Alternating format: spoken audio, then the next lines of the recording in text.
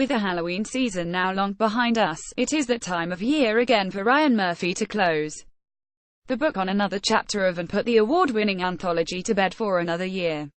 Wrapping up Clowns, Charles Manson, and Carnage, Season 7, ended on something of a whimper rather than a bang.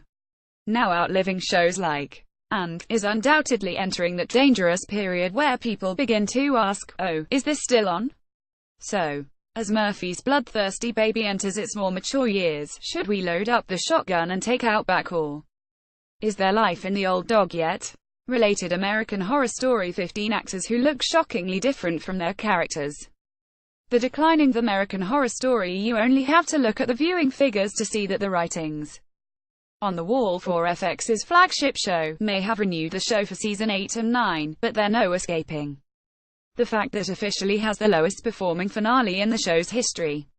Starting with an already average series opener of 3.93 million viewers, saw a steady drop of those willing to stick with the political commentary. Although the season finale, Great Again, outperformed a low of 1.48 million for episode 9, the season still limped to the grave with a disappointing 1.97 million.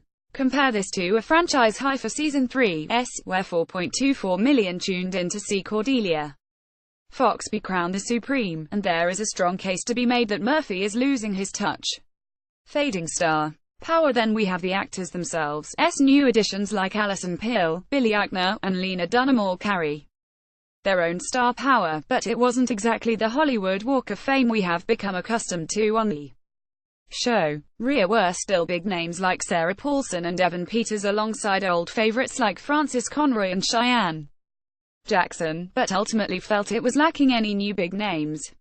You can't deny that both Peters and Paulson are carrying the show at the moment, but is that really a good thing? After starring in all 7 seasons, the duo have become limited in who they can play. Paulson is a stellar actress, but is anyone else a little tired of her playing a damsel in distress who spends most of her screen time screaming into a camera?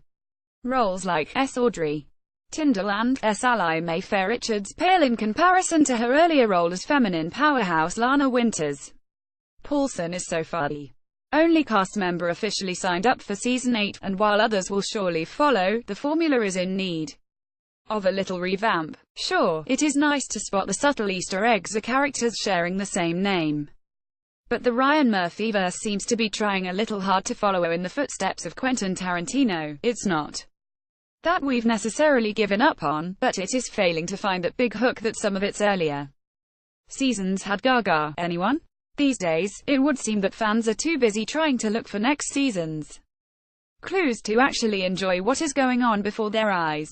In fact, if you look back over and the 3 most recent seasons have constantly divided audiences on whether they have been abysmal or a stroke of genius. Is it the same show? Then there is the whole premise itself. Some people loved its basis in the real world, while others were left feeling that to call this was a very loose term.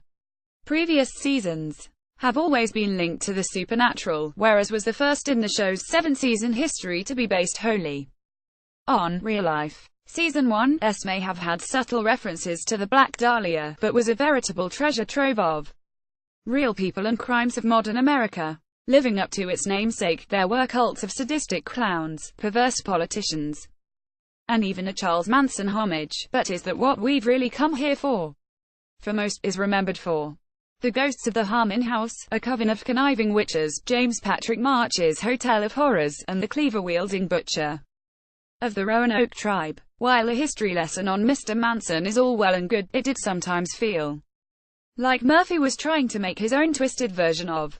Here lies the other problem: is Murphy focusing his efforts too much elsewhere? Looking back at a pre-era, one of the writer's earliest ventures was the story of gruesome plastic surgery. Clearly whet his appetite for the macabre, but when hit screens in 2011, Murphy didn't have anything else on his plate.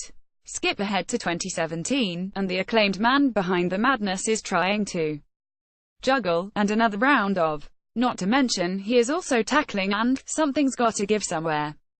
May have been his baby, but you can't but wonder whether he is giving up in favor of something new and more exciting. Page 212.